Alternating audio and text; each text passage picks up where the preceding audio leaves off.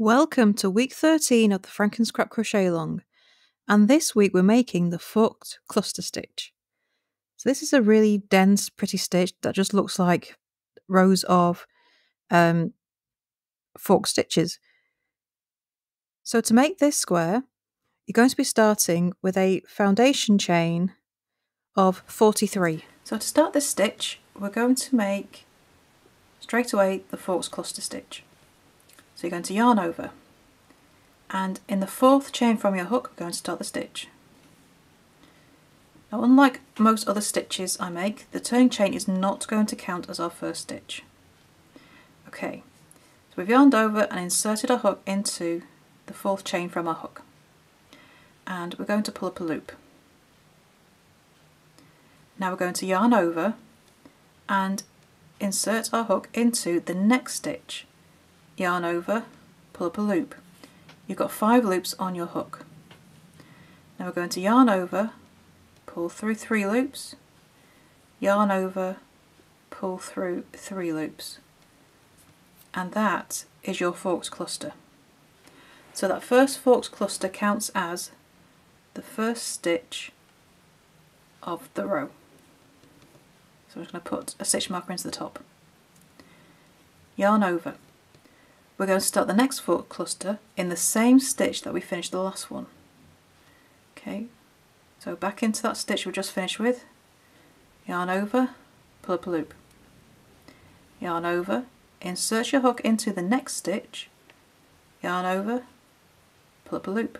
You've got 5 loops on your hook. Yarn over and pull through the first 3 loops. This will leave 3 loops on your hook. Yarn over, pull through the last 3 loops, and you start to create these little clusters, and they just look like upside down V's, and that's the fork. And repeat this across your row. Yarn over, insert your hook into the same stitch that you just finished the last cluster. Yarn over, pull up a loop. Yarn over, insert your hook into the next stitch. Yarn over, pull up a loop. 5 loops on your hook. Yarn over, pull through the first 3 loops only, leaving 3 loops on your hook. Yarn over, pull through the last 3 loops. And we're going to repeat that across the row. So always start your next cluster in the same stitch that you finished the last one. So this is a very, very thick stitch because you overlap so much. And we're just going to keep on going. So in this row there is no other stitch apart from forked clusters.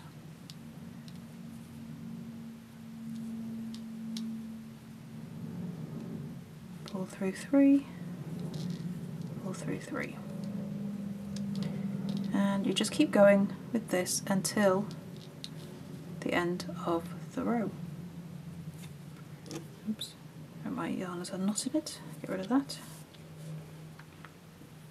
There we go. So we've got 2 stitches left, and we're going to do another forked cluster. No, we don't have 2 stitches, we've got 1 stitch left. We've got the stitch we just finished in and 1 stitch left. And we're going to do a forked cluster again.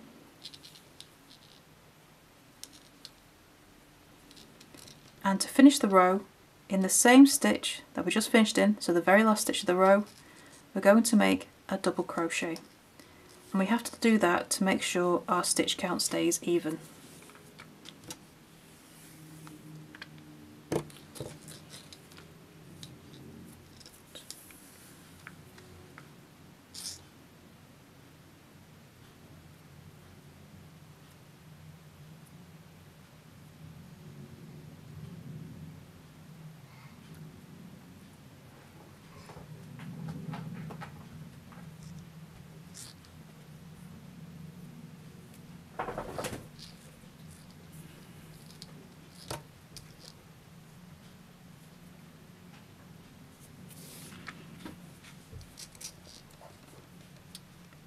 Okay, so that's row 1.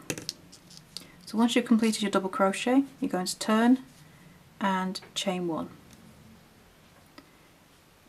Make a single crochet in the first stitch, and I'm just going to pop a stitch marker in there. So that's your first stitch of the row, and you're going to single crochet in every stitch across. Now the forked cluster is a 2 row repeat stitch, but row 2 is slightly different in that we need to forget about the turning chain in row 1. So that's the turning chain we started with before we started our forked cluster. That did not count as a stitch, so that's here. So the top of that chain, that turning chain, is right there. We're going to forget that, so we're just going to work into the top of each forked cluster, ignoring that turning chain, and turn. And that's row 2, all single crochet. In row 3 we're going to do another set of forked clusters.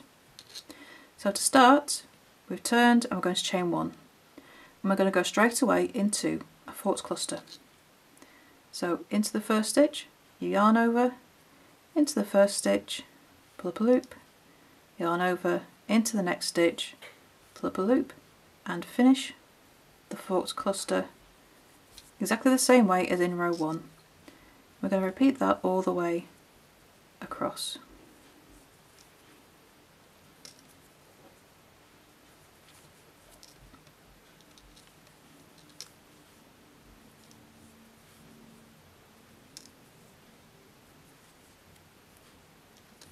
Remember to always start in the same stitch that you finished the last cluster in.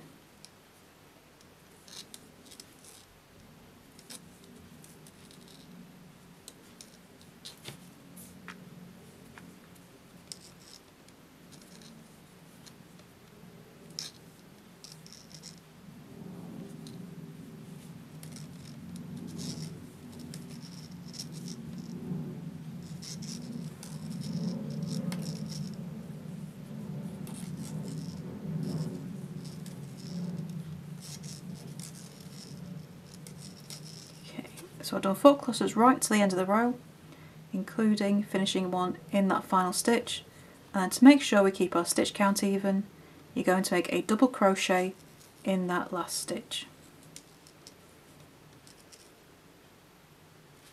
And then we turn, chain 1, so this is row 4, make a single crochet in the first stitch, and then single crochet in every stitch across. But in row 4 we don't have the problem of the turning chain that we started with, so we single crochet in every stitch across.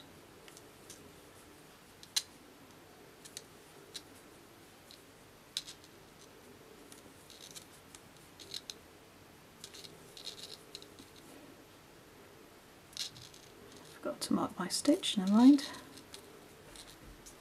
And there we go. That is the forked cluster stitch. So you repeat rows 3 and 4 until you have the rows you need.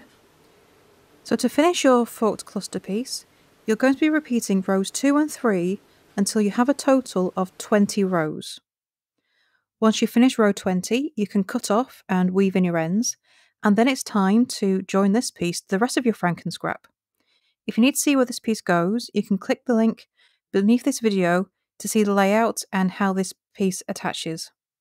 And don't forget, the Facebook group is there for any questions you have, or just to connect with your fellow FrankenScrappers and show off your pieces.